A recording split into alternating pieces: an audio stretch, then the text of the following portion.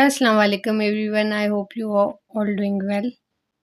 So begin with E. Purchase material are added in the second department of the three department process. एक department था ए, जो department था B, जो department था सी. एक डिपार्टमेंट है ए, दूसरा डिपार्टमेंट है बी, तीसरा डिपार्टमेंट है सी.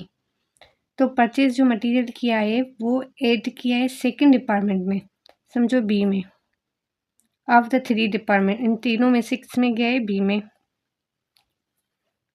This increase the number of units. क्या हुआ जब इसमें ऐड किया गया तो नंबर ऑफ यूनिट्स जो हैं वो कह रहा है बढ़ गए.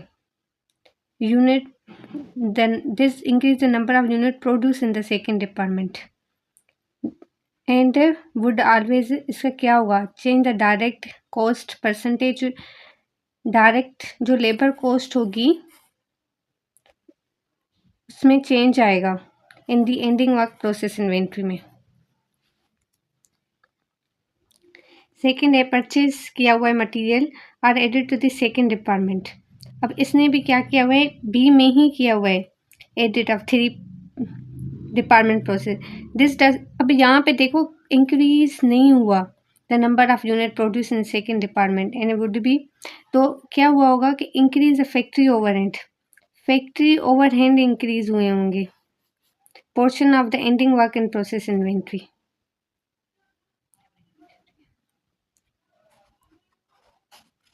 तो क्या हुआ होगा इस वजह से? अब क्योंकि ये कह रहा है does not increase the number of unit produce. Number of unit produce increase नहीं हुए हैं तो इंक्रीज क्या हुआ होगा? इंक्रीज टोटल यूनिट कॉस्ट हुई होगी. An equivalent unit of material or conversion cost is equal to. तो ये इक्वल टू कहाँ होंगे? The amount of material or conversion cost necessary to complete one unit of production. Which of the following production operation would be most likely to employ a process cost system? A process cost system में क्या होता है कि continuous process होता है. एक तो उसमें ना कंटिन्यूस प्रोसेस होगा, दूसरा उसमें मास प्रोडक्शन होगी. मास प्रोडक्शन होगी तो ये किस में हो सकता है? शिप बिल्डर नहीं हो सकता तो क्रूड ऑयल रिफाइनर में हो सकता है, क्योंकि होम बिल्डर एयरक्राफ्ट में ये अलग अलग से बनती है. इसमें जो इस्तेमाल होगा वो जॉब ऑर्डर सिस्टम इस्तेमाल होता है.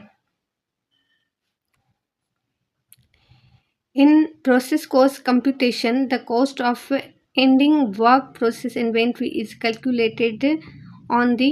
जो प्रोसेस कॉस्ट कंप्यूटेशन होती है उसकी जो एंडिंग ऑफ प्रोसेस इन्वेंट्री किस पे कैलकुलेट होती है? तो total cost accountant for schedule. जो स्केजुअल टोटल कॉस्ट होती है उस पर कैलकुलेट होती है. 6. The system flow in which the initial raw material are placed into process in the first department and flow through every department in the factory. अच्छा, ये कह रहा है the system flow in which the initial raw material are placed into process in the first department and the flow through. तो ऐसा जैसे देखें एक प्रोडक्ट था, प्रोडक्ट पहले ए में उसका कुछ काम हुआ, फिर बी में गया, फिर बी से काम हुआ, फिर सी में गया, यहाँ से यहाँ वापस नहीं आया, या यहाँ से यहाँ जाके फिर यहाँ से यहाँ वापस नहीं आया, तो उसको बोलते हैं sequential product flow. The analysis of the activity in a department of the cost centre for the period is called. अगर एनालाइज किया जाए किसी एक्टिविटी को in the department of cost centre period के लिए तो उसको कॉस्ट प्रोडक्शन रिपोर्ट कहते हैं. The physical flow of units into. ये देखिए द फिजिकल फ्लो है यूनिट्स का इनटू और आउट ऑफ डिपार्टमेंट. ये कहाँ पे बताता है?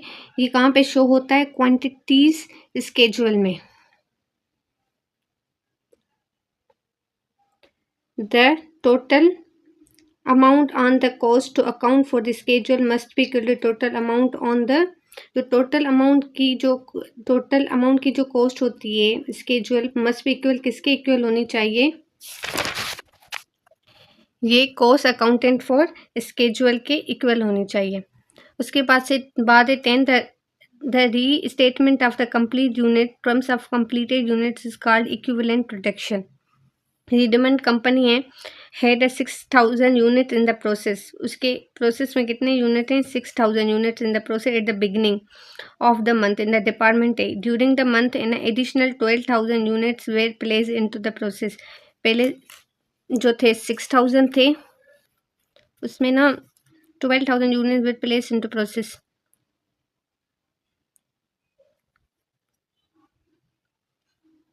अब और 6000 जो हैं, और 12000 जो हैं, 12000 जो हैं वो units place into the process किए गए हैं. मतलब अगर हम इनको ऐड करें तो 18000 टोटल उनके पास हैं. If the Redmond company had 4200 unit in process end of the month, what is the amount unit transfer to the department B. अब ये जो ए डिपार्टमेंट में है उसके जो है सिर्फ बचे हैं 4200. तो 13,800 जो हैं वो यूनिट ट्रांसफर टू बी होंगे. Assuming that all units completed in the department A are transfer to complete department B. तो कह रहे अज्यूम ये करो जो पूरे प्रोडक्ट हैं वो क्या हैं? कंप्लीट है. ठीक है, तो यहाँ पे मुझे लग रहा है टाइपो मिस्टेक है, यहाँ पे 13 होना चाहिए, क्योंकि आप देखेंगे सिर्फ 800 इसी में ही है, तो ये 13 होना चाहिए था. Computech produces computer. Each of their computer circuit board is prepared individually and when will reach a stage where they are fixed to the computer cabinet. Computech uses, तो कंप्यूटर जो है वो इंडिविजुअली करते हैं, तो उसमें यूज़ होगा parallel product flow system. तो एक बार कंप्लीट हुआ तो दूसरी जगह जाएगा. Which of the following statement is incorrect. इसमें से कौन सा इनकरेक्ट है? The use of the process cost system does not alter the manner of accumulated direct material. नहीं, हम जो सिस्टम है इसलिए अकॉर्डिंग टू बिजनेस इस्तेमाल करते हैं क्योंकि वो हमारे डायरेक्ट मटेरियल और डायरेक्ट लेबर पे इफेक्ट करता है. The accumulation of direct material cost much simpler in a process cost system that is a job order system. नहीं, the process cost system may be accumulated either a normal absorption cost or standard absorption cost. ये भी सही है.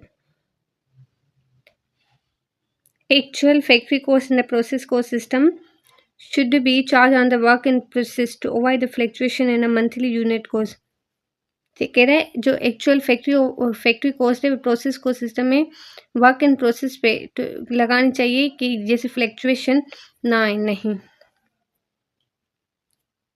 ये incorrect है. फिर question जो हमारा 14 और 15 है उसके रिलेटेड डेटा है. क्वेश्चन 14 एंड 15 रिलेटेड है. M company has a 2 producing department. 2 department हैं जिसके department A in department B. Department A works on, जो डिपार्टमेंट ए वो काम करता है raw material XYZ and transfer to department B. After department B puts on its finish touches it transfer to the product to the finish goods inventory. कह रहे if the department जो है वो had 95,000 units in the process during the period and ending unit process 21,000. What is the number of unit transfer to the finished goods inventory if the department B entering unit process are 12,000. ठीक है, पहले तो हमारा 95,000 से हमें minus कर देंगे हम 21,000.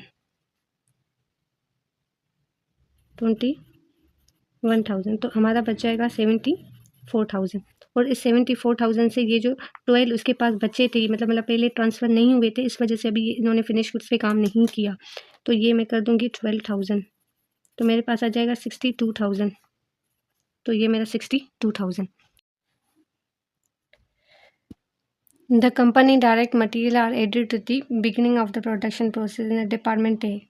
If the department A ending unit process 60% complete as a conversion cost on the basis of separate direct material computation, what is the department equivalent units? तो उसके जो टोटल थे 95,000 वो ही हो जाएंगे. क्यों? क्योंकि उसने बता दिया कि कंपनी ने इक्विवेलेंट यूनिट मतलब कितना हमने मटेरियल यूज़ किया है। तो उसने पहले हमारे पास ये था 95,000 units into the process during the period था, ठीक है। तो इस वजह से उसका 100% ही कंसीडर होगा। क्वेश्चन 16 और 70 जो है वो एक ही डेटा पे बेस्ड रखते हैं। एक Velbero company bottle Velbero famous spring water. The water filtering department and then flow through the department to where it is bottled. मतलब एक कंपनी है जो वाटर की है, ठीक है। एक जो है वाटर रिफाइन फिल्टर करता है और दूसरा जो है वो बोतल की केप वगैरह समझो के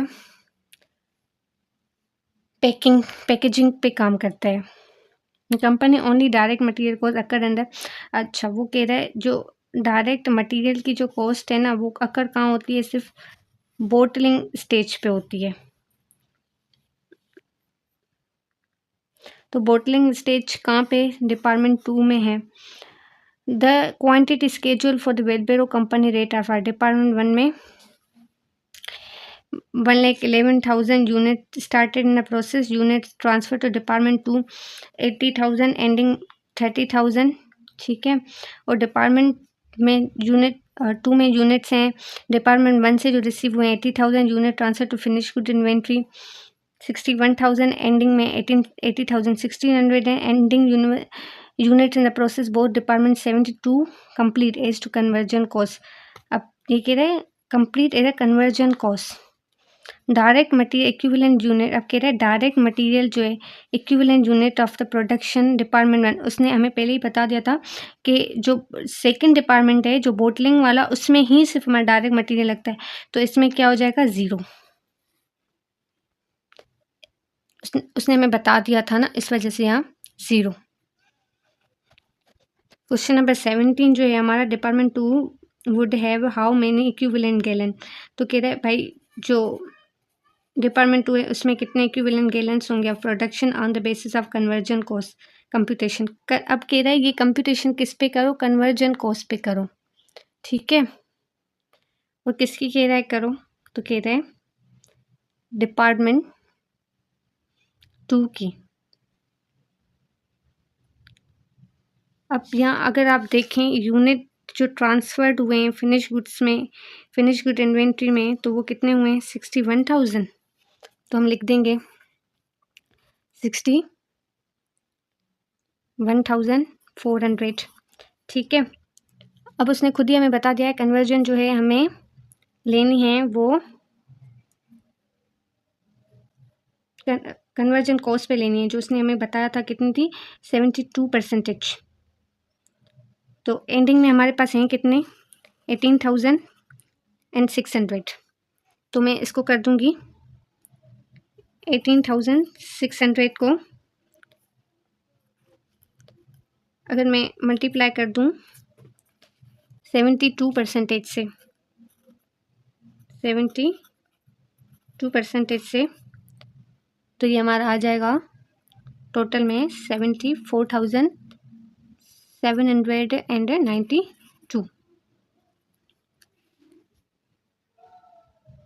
क्वेश्चन नंबर 18 है जिसकी जो डेटा है वो सही नहीं दी गई, इसलिए हम इसको कैंसिल कर रहे हैं।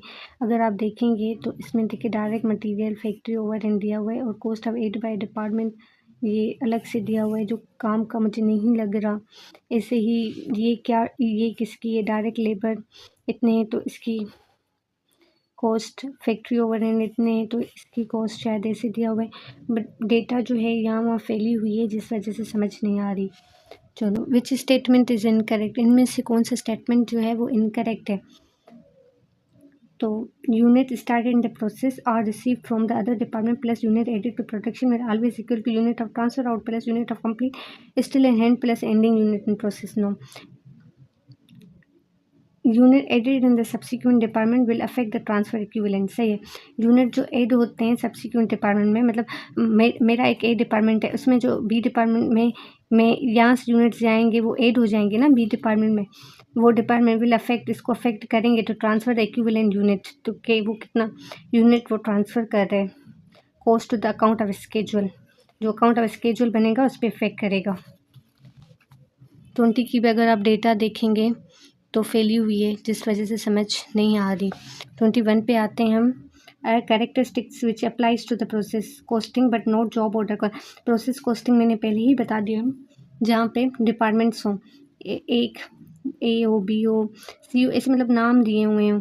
ये सब हो सकता है, किसी का नाम एक्स हो, वाई हो, जेड हो, तो वो होता है यहाँ से प्रोडक्ट बने, फिर आगे उसकी प्रोसेसिंग के लिए इस डिपार्टमेंट जाए, उसकी प्रोसेसिंग के लिए इस डिपार्टमेंट में जाए, तो इसकी जो प्रोसेस कॉस्टिंग है, पर जॉब ऑर्डर में क्या होता है, स्पेसिफिक एक डिपार्टमेंट में बनता है और उसकी कस्टमाइजेशन पे बनता है और ये मास पे बनता है। तो ये कह रहा है identifiable basis of the production है। आइडेंटिफाइबल जो होते हैं ना, इक्विवेलेंट यूनिट्स ऑफ प्रोडक्शन, ये सही है, इक्विवेलेंट प्रोडक्शन होती है। इक्विवेलेंट यूनिट ऑफ प्रोडक्शन जो ए से होगी, फिर अभी अनफिल्ड होगी वो बी पूरी करेगा, जो बी की अनफिल्ड होगी सी पूरी करेगा। 21 जो है, सॉरी 22 है। In processing goods Thero a factory, in processing goods through a factory, material are successfully run through the producing department A, B and C. For the product costing process, department B should be treat item received from the department A. अच्छा, इसको कैसे, जैसे A में गया, B में गया, अब जब A में रॉ मटेरियल यूज़ होगा तो इसको रॉ मटेरियल लिखेगा, जब ये B में आएगा यहाँ से प्रोसेस होकर ये भी अपना मटेरियल ही इसको काउंट करेंगे, फिर जब C में आएगा ये भी अब इसको मटेरियल ही काउंट करेंगे। The type of spoilage that should not affect a recorded cost of inventory। अच्छा, जो एबनॉर्मल स्पॉयलेज होती है वो कॉस्ट ऑफ इन्वेंट्री पे अफेक्ट नहीं करती, क्योंकि वो हम ना आगे जाके पीएनएल में लॉस में एक्सपेंस दिखा देते हैं, तो ये हमारे कॉस्ट ऑफ इन्वेंट्री पे अफेक्ट नहीं करती। 24 transfer in the cost in the cost of production reports are the most similar to transfer in cost, जो cost transfer in the cost production report जो होती है वो material added to the beginning of हर process, ए हो जाएगा।